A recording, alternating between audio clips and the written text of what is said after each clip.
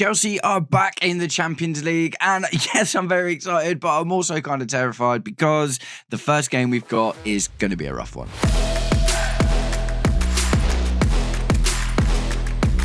Welcome, Blue Believers, to another episode of the Stamford Sync, where we are syncing up with everything Chelsea FC. And today, that means we're going to take a little preview at tomorrow night's game in the Champions League against Bayern Munich.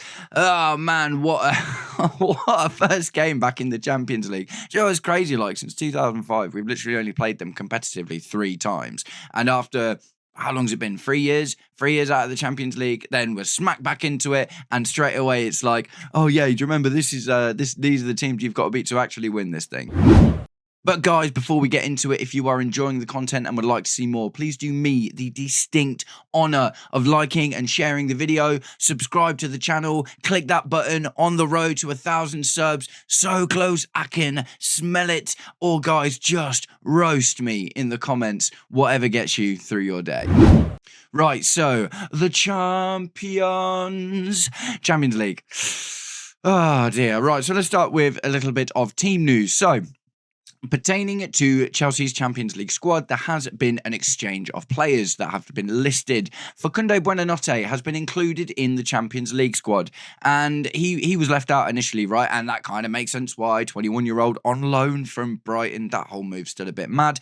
He started in the Brentford game and didn't do particularly well, ended up getting hooked at half-time, but he's made it into the Champions League squad, and I would largely posture that is because Dario Asugo picked up quite a nasty injury in international duty with Portugal. He had surgery like straight away. It seems to have gone well, but Asugo's going to be out for a while. So he has been replaced with Facundo Buonanotte, the young Argentinian attacking midfielder, which is a bit of an unusual one, I guess, because their profiles are very different. Dario Asugo is the Moises Caicedo mould of player, and Facundo Buonanotte is a wannabe Cole Palmer.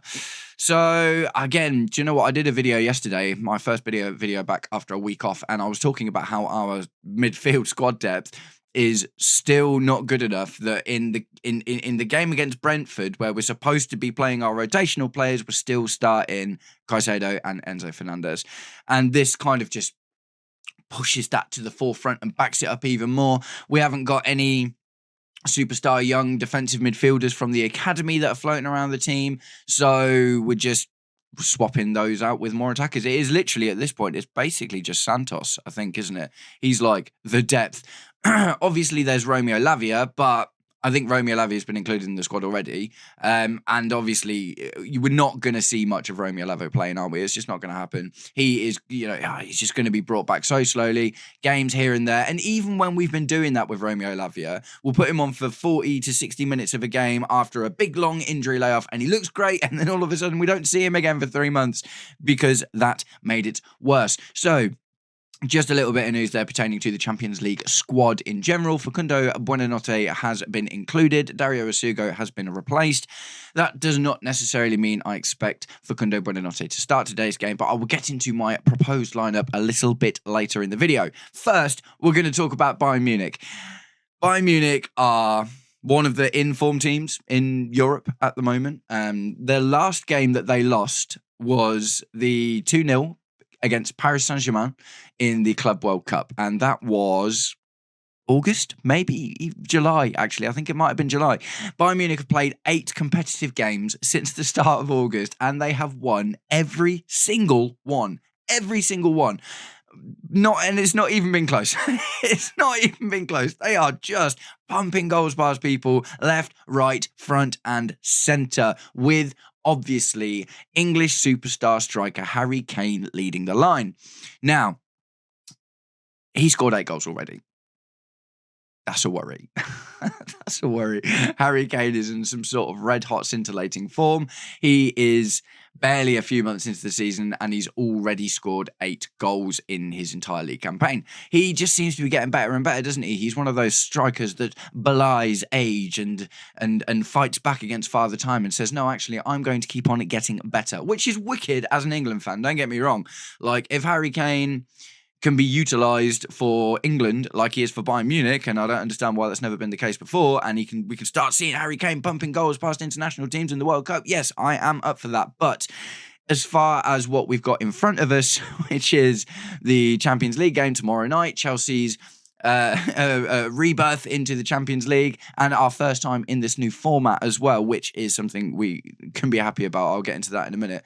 But yeah, so Bayern Munich have won all of their games since August. Their last outing, they smashed Hamburg 5-0. So they are on red hot, scintillating form. Obviously, the other big story with Bayern Munich and Chelsea is Nicholas Jackson being there. And it's not like it is in the Premier League, right? If Nicholas Jackson was loaned to a Premier League team and they were playing us, they wouldn't be allowed to play them because that's like a Premier League thing. You're not allowed to play loanees against their parent clubs for one reason or another. But this is Europe, this is UEFA, this is the Champions League, and that rule does not fly. And with that being said, I don't expect to see Nicholas Jackson start in this game. They've got Luis Diaz on the left, who is doing really, really well. He's scoring goals too. Obviously, they've got Harry Kane up front. They've got Michael Olise on the right, who is also scoring goals and putting his aura in as well. So maybe Jackson comes on as a sub at some point when they've put 6 past us and they're feeling a bit tired. No, I hope it won't be that bad. But yeah, no, I don't expect to see much of, if any, of Nicholas Jackson in this game. Obviously, he's only just come back from international duty with Senegal as well, hasn't he? So it's not a given that he'll play. So 5-0 against Hamburg in the last game. We are coming off a posthumous draw with 2-2 with Brentford, one of the potential relegation threatened teams in the Premier League. So, there is context, there is nuance. I talked about it in my video yesterday. Obviously, we started quite a reasonably heavily rotated team against Brentford. So, we weren't exactly at our best, and we should have won the game, but we kind of lost it in the dying embers, if you will. And the thing is as well, there's a few other things to consider. Bayern Munich aren't going to come up against Chelsea and put 10 men behind the ball and play a low block. They are going to play attacking football because they've got such great attacking players. So we have a chance in this game. I'm not completely we're just going to get flattened. It is a distinct possibility, but I do believe that just in the way, the likes of Olise and Luis Diaz, bombing forward all the time and stuff like that, there is going to be space for Chelsea to play football. Also, look back to our last giant killing when we played PSG.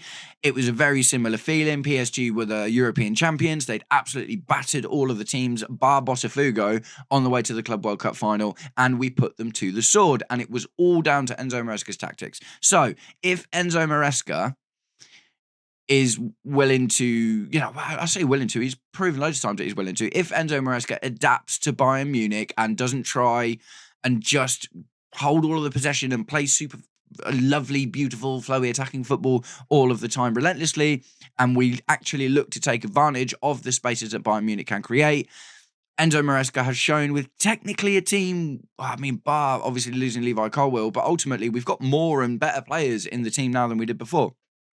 And Cole Palmer is potentially available. It looks like, obviously, he came in on the Brentford game and scored a goal. So, I don't think it's a given that we're going to lose this game. I do think that it is going to be a good night one way or the other. It's always great to see Chelsea play in the Champions League. It's always great to see Chelsea play these big teams that we don't often get to see, right? It's one of the reasons why the Club World Cup was so good. Do you know what I mean? How often do you get to see Chelsea play PSG? Not very often. And it's the same with Bayern Munich. Like I say, only 3 competitive games since 2005. Do you know what I mean? Apart from the Champions League final, our record against them isn't exactly very good. So I guess after a little bit of rambling about the team, team news, obviously Levi Colwill's still out, Liam Delap's still out, Dario Vasugo's out. I think most of everyone else is available. It doesn't, as far as I'm aware, everyone else seems to be pretty available. Esteval Willian had an illness, which saw him not make even the bench for the Brentford game, but he's been seen training with the team in the build-up to the Bayern Munich game. So, as far as I'm aware, most of the players are available. Obviously, barring any last-minute injury warm-ups, which we've seen a couple of times, haven't we? That's always a little bit of a worry. But I do think we have the majority of the squad to choose from. So, with that in mind, let's have a little dive into my predicted 11 for Chelsea, Bayern Munich in the Champions League. Right, so goalkeeper is going to be Robert Sanchez. Yeah, it's going to be Robert Sanchez. I don't even really need to talk a lot about this one. We are just not exactly blessed with options. We can't be like Man City and buy James Trafford and then not want to use him, so buy Donnarumma instead. We have just got Robert Sanchez. He's been doing okay, to be honest. There's not exactly like huge amounts of, oh no, do you know what I mean, with Robert Sanchez this season. Maybe we'll see some of that as we're going on, but he does seem to have put most of those anxious-ridden worries behind him. So, moving on, we'll go to right back. Now, I think that Malo Gusto is going to start this game. And the reason for that is we saw Reece James come on in the Brentford game. And Reece James played at both of the international games for England as well. Malo Gusto is fresh, and we're going to need some fresh legs, even if it's just for the start, even if Malo Gusto just starts and Reece James comes on for the last half hour, 40 minutes, whatever, depending on how the game goes. I think, because we've also got Man United coming up as well, do you know what I mean? So, bearing in mind that Gusto didn't play the last game, and as far as I'm aware, there's no like injury or illness issues with him, I think Malo Gusto is going to start this game. Left back, it's Marc Cucurella. Marc Cucurella, again, was left out, although brought on in the Brentford game. He has to start. He absolutely has to start. Yoro Hato has still got a lot of work to do. Looks like a real talent. Don't get me wrong. I'm very excited about what he can achieve. And I do think he will be the ultimate heir to the throne that is Cucurella's left-back spot. But at the moment, Cucurella, still one of the best left-backs in the world, had an absolutely solid international break with Spain. Played the 2 games, scored a rocket in the first one, and was just excellent in the second one. If we've got any chance of winning this game, you can imagine that Cucurella is going to be a big part of it, right? So yeah, Cucurella on the left for me. Centre-backs, I'll do them both at the same time. It's Tosin Adarabioyo and Trevor Chalobah. And that's just kind of because I desperately don't want to see Wesley Fofana, Badiashile, or Axel Disasi, or even really Josh Achiampong start this game. There's just not a huge amount of options at the moment, is there? How can you have so many centre-backs like we do and none of them are just the right ones? Do you know what I mean? But at the end of the day, I like Trevor Chalobah and I like Tosin Adarabioyo. You would imagine that although on the team sheet it looks like a 4-2-3-1, for the most part you would imagine that Tosin Adarabioyo is probably going to play in the centre. I would imagine Trevor Chalobah will play on the right and Marc Cucurella probably on the left, because if we do start Malo Gusto, he isn't that centre-backs drop-in sort of fullback type of player. Do you know what I mean? Reece James can do that really well. Malo Gusto is much more of an attacking player, occasionally gets inverted into midfield. More recently has been used as like a byline widthy kind of fullback, which is good because he's actually very good at that. So yeah, I would expect, like I say, although it looks like a 4, I would expect to see Tosin in the middle, Chalobah on the right, and probably Marc Cucurella on the left because he plays that centre-back role quite well as well. So midfield, lots of this team is picking itself. There's not really. When we get into the attacking spots, I guess there's some conversations to be had. But for the most part, it's just picking itself. And again, I'll do them both at the same time. I just think it's probably going to be Enzo Fernandez and Moises Caicedo again. And I explained it earlier in the video, man. Our midfield depth is just a bit shoddy at the moment, isn't it? Maybe there's an option to see a Santos start instead of Enzo Fernandez. I would absolutely 100% Moises Caicedo to start this game, unless he just pulls out because he's been playing too much football. That it feels like a bit of a precipice with Moises Caicedo at the moment, doesn't it? It seems like there's been a few situations, like he didn't train for the week up until the Fulham game, but he still played. He didn't play at least the first game in the international break, do you know what I mean? But obviously he was thrown into the Brentford game. And there's always this, like, we seem to be taking care of him and looking after him and being a little bit precautious with him, but at the same time, he keeps playing. So as far as that goes right now, that's kind of how I'm going to look at it. I think Moises Caicedo will 100% start this game. Enzo Fernandez has not exactly been amazing, to be honest. He's had a bit of a difficult start to the season, but he, as of right now, against Bayern Munich, do you know what I mean? It's like if we were playing, I don't know, Crystal Palace or even like Tottenham or something, do you know what I mean? They'd be more like, okay, maybe Santos we can give a chance in this game, but we're literally talking about one of the best teams in Europe, so you've got to put your best foot forward, and the other midfielder for that for me is going to be Enzo Fernandez. Right. So I have seen a few other content creators starting 11s for this game already, and a lot of them are putting Esteval in the starting lineup. I don't think that will happen. He's been training, which is great, and he's just come back off his illness, which is also great, but he played quite a lot already at the start of the season. He played in the international break. I think we've got to give the kid a rest, man. And I don't mean I think he could come on. But for the right wing, I do think Pedro Neto will start on the right wing. Like I say, Esteval for me is an option to come on. Absolutely 100% he is. But I just look at how much football he's played. The fact that he's been ill, and yes, he's training and stuff. But again, with all of our other players dropping like flies at the moment, we do have to be careful with the really young ones that we've got that are a little bit more susceptible to things going wrong. So for me, it is Pedro Neto on the right wing, and I'm never sad about that. Like, Pedro Neto, absolutely brilliant player. If he's on the right, if he's on the left, I am just genuinely happy to see him in the squad. He's my new Willian. Do you know what I mean? Not Esteval Willian, obviously. Old school Willian. He's just becoming really, really reliable. That doesn't always mean scoring goals and getting assists, but he contributes to the way that we want to play really, really well, and he's very versatile. So if he's being asked to play possession football, he can play possession football. If he's been asked to counter-attack, he can counter-attack. He's a very, very, very good player, and kind of like Cucurella, the manager will really like him for not even just positionally where you can put him, but his tactical versatility. Do you know what I mean? So Pedro Neto gets to start on the right for me. In the centre, I think probably he's going to be Cole Palmer, because if it's not, then it's Facundo Buonanotte, because he's now in the squad. Cole Palmer came back in the Brentford game and scored after 5 minutes and nearly scored again. It was so close. Really, really nice shot from Cole Palmer for that second one. But at the end of the day, after a reasonably lengthy layoff, he's come back into the Brentford game and made something happen against the grain of it, right? Which is awesome. Love that. So he's the best player we've got at the club. This is easily the biggest team we've played this season so far. This is the biggest game we've had since PSG in the Club World Cup final, and quite a long time before that, truth be told, as well. Because if you even go back to the Conference League final, it was Real Betis. Do you know what I mean? So the last time we will have played a team that even comes close to this magnitude will be someone like a Liverpool or a Man City or an Arsenal, I guess, maybe, but in the Premier League. So we're talking like this is our this is our only big game, really, against our second big game in a really, really long time. So for that, Cole Palmer starts. You've got to as well, because he came on and scored that goal. Do you know what I mean? So something's starting to happen with him. He's starting to feel it and get better again. It was a great goal that he scored, and like I say, really, really close to getting on the end of a second one. So yeah, you've got to put Cole Palmer against Bayern Munich because he's the best player on our team, and these are one of the best teams in the world. So just, as I said, kind of picks itself. On the left wing, probably lots of Chelsea fans are going to be at odds with me about whenever I pick this guy, but I just think it makes the most sense, and I'm putting Alejandro Garnacho out on the left. Jamie Gittins flattered to deceive in the Brentford game and still needs time. Now, I know a lot of you will say, put Esteval on the right and put Neto on the left. I'm like, yes, 100%. If Esteval hadn't just played all of those games for his international team and isn't coming off an illness and wasn't 18 years old, then I'd probably be doing that. But I'm just taking those factors into mind, trying to be objective.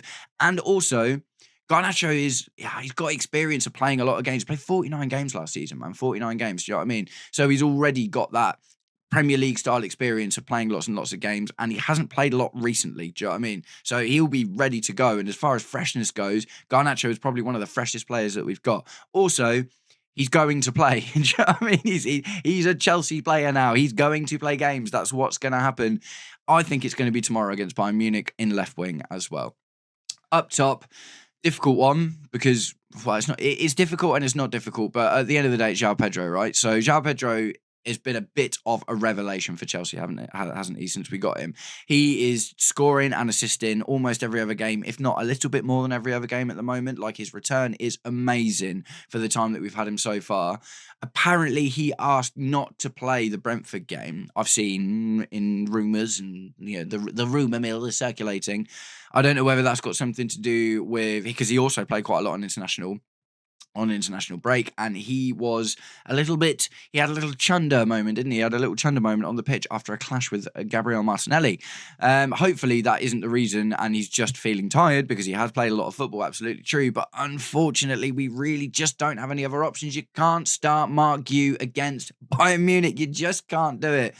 So for those two reasons. A, the absolute lack of options that we have in that position at the moment, bar putting a Pedro Neto, or I've even heard some people say about putting Garnacho there. And you can't put Mark Yu there, man. You can't put Mark Yu. And he's just probably the second best player on our team at the moment in the grand scheme of things, if you think about it. Just in terms of impact and numbers since he's arrived, he's actually done more than Cole Palmer has, but Cole Palmer's got all of this storied history, do you know what I mean? So we know a lot more about Cole Palmer than we do about João Pedro. But at the end of the day, João Pedro, for me, at the moment, probably is the second best attacking player on our team, because, obviously, Caicedo and Cucurella, obviously we've got lots of other really good players, but as far as like getting someone on to get you a goal or an assist, which is the other great thing, I think people like Garnacho are really going to enjoy playing with João Pedro. So that is it, guys. I will go a quick run through. So in goal, Robert Sanchez, right back not really but he's going to be doing widthy stuff quite a lot. I'm going to say Malo Gusto, Chalobah and Tosin in the middle, Cucurella on the left, midfield pivot of Caicedo and Enzo Fernandez, Pedro Neto, Cole Palmer, and Alejandro Garnacho as our attacking three, and João Pedro up top. Now, at the end of the day, man, that is a wicked-looking team. Any way you look at it, do you know what I mean? It's like there's pace, power, technical ability, defensive acumen, versatility. Do you know what I mean? There's fluidity. There's a lot of things that this team has. Is it enough to beat Bayern Munich in the Champions League, though? I guess we'll have to see, won't we? I guess we'll have to see. Guys, I am going to I don't always do predictions, actually, but I'm going to throw one out there this time. I think we're going to lose this game. I think we're going to lose it 2-0. I think we're really going to struggle against Bayern Munich. They have just been in such good form. They are just smashing goals past everyone at the moment. Harry Kane has scored 8 goals already. It wouldn't be unreasonable. And I won't even be annoyed if we lose this game. If we get pasted 5-6-0 or even 5-6-2, do you know what I mean? Even if we get a couple of goals past them, if they absolutely destroy us, then that's bad, because that says we're not ready to go toe-to-toe with these kind of teams, even though obviously we did it against PSG, albeit in a slightly different competition. So as long as we don't get pasted, I'll be happy. There is a chance that we can win this game. I'm not being totally negative. I'm just trying to be realistic. I 100% think we could win this game if Maresca gets the tactics absolutely right. But most recently, we kind of struggled in that regard against Brentford, didn't we? So that is it, guys. I'm going to wrap the video up there. That is my starting 11 for tomorrow night's Champions League game against Bayern Munich. Now, I'm just going to be happy to watch the game. I'm going to sit and enjoy it. And at the end of the day, I just want to hear that music again. I want to hear that music and see Chelsea out there and be like, yes, we're back in the Champions League. We're a team of worth again. Nice one, guys. I said it before, but I'm going to say it again. I'm going to try and get as many calls to action in and not be too annoying about it. But I'm on the road to 1,000 subs and I'm getting so close, man. Literally 893 at the time of recording. If you haven't clicked the button already, you're enjoying the content, just give it a little click, because I am close to making this dream a reality, and it's all because of you and your little clicks. So, guys, thank you very much for watching the video and getting to the end. If you did, I will catch up with you all very, very, very soon. Take it easy. Peace.